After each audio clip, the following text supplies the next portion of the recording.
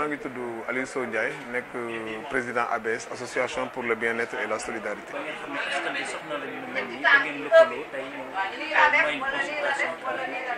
Tout d'abord maa ngi leen di nuyu di remercier bu baax Lamine bi nga xamante ni moom moo initié tey week-end social bi nga xamante ni kaay faju la àndante ko ak ñun ak suñu partenaires yi nga xamante ni ñooy Awadas ak Maristop International.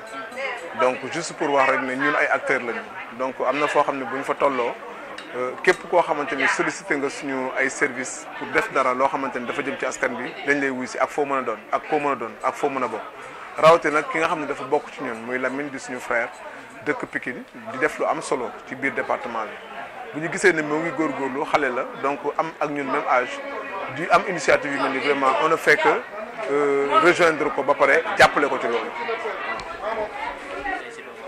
waaw tey boo xoolee am nañu généraliste boo xamante ni lépp lay def ci lu jëm ci wàllu wér-gu-yaram am nañ ci koo xamante ni tey ci spécialité yi am na diabète am na tension artérielle am na cancer du col de l'utérus am na planning familial ci wàllu gynéco ci wàllu ophtalmo aussi vraiment on a l'équipe complet ophtalmo loo xamante ne ci wàllu scanner ci lu jëm ci wàllu lépp loo xamante ne ci wàllu bët la rek am nañ ko ba pare en plus ñu am 1000 paires de lunettes yoo xamante ne disponible na pour ñi nga xamante ni aajo woon nañu donc vraiment mu nekk benn nombre boo xam ne c'est pléthorique et c'est très fort Pikine aussi soxla woon nañ ko askan bi soxla woon nañ ko macha allah ku weddi gis bokku ci ku xool ci biti xam ne fees na dell population bi dañ ko soxla woon nit ñi soxlawuñ lu dul ku leen faj ku leen dimbali te lii mu def nii am na solo ñun ñi nga xamante ni nag indi nañ fi partenaires yi aussi rëcce wuñ ko parce que ñaari nit moo am. ki bëgg ku la wétali ak ki ragal ci néeg bi defe naa ni fermer porte bi di leen boole te loolu moom moo fi nekk c'est la rencontre des valeurs donc yàlla nañu yàlla jàppale ba li ñu mébét yëpp ñu eggale ko. médecins yu mag ñoo fi nekk yoo xamante ne ñu jógee na hôpital principal ñu jógee na hôpital Le Dantec vraiment ñu jógee nañ CTO mu nekk ay docteurs yu mag yoo xam ne ku fi ñëw tey rek xam na ni vraiment li ñu fi def am na solo donc ñu ciy sant yàlla di sant aussi chef de district Pikine di sant docteur Xuma bi nga xamante ni mooy Bouba Xuma bi nekk Dominique vraiment seen liggéey rafet bi gën a fort mooy pare rek pare nag jeexal nay wax pare ci lépp pare ci taxaw sa gox pare ci liggéeyal sa gox pare ci fexe ba li fi manqué ñu defaat ko fi pare ci ànd ñu ñëpp ñu ànd joxante suñu xol mu bañ a am animosité ñu pare it ci lépp lu nga xamante ni teg nañ ko fi pour l'intérêt de la population kenn bañ ko fooyee lépp lu nga xamante ni natal nañ ko nit ci nga xamante ni yaa ngi jiite gox bi nga bañ ko fooyee loolu daal laa amoon message bi may wax te di wax jeunes yi ne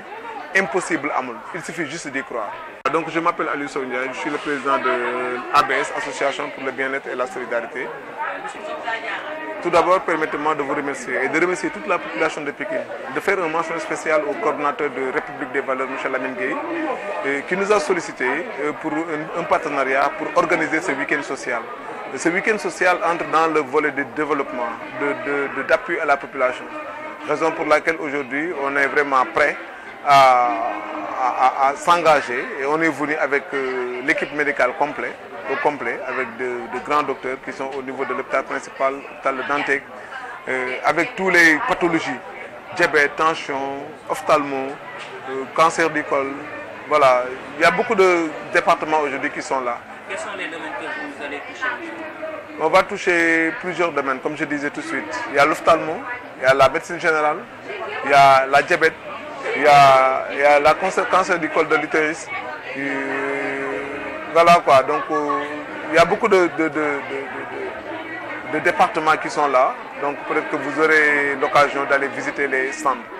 Et je pense que c'est une très bonne chose. Et avec aussi 1000 paires de lunettes médicalisées offertes par l'Awadas, qui est une organisation africaine dont M. Ousmane Diatta est le coordinateur. D'y croire, de s'engager, de ne pas laisser leur destin entre les mains de quiconque. Il faut juste y croire, être ensemble, avoir une bonne vision et préserver les intérêts des populations. Juste une dernière question. Si je pouvais vous demander cette question, quel est le rôle d'un citoyen? Le rôle des citoyens, c'est de se mettre au service de sa communauté.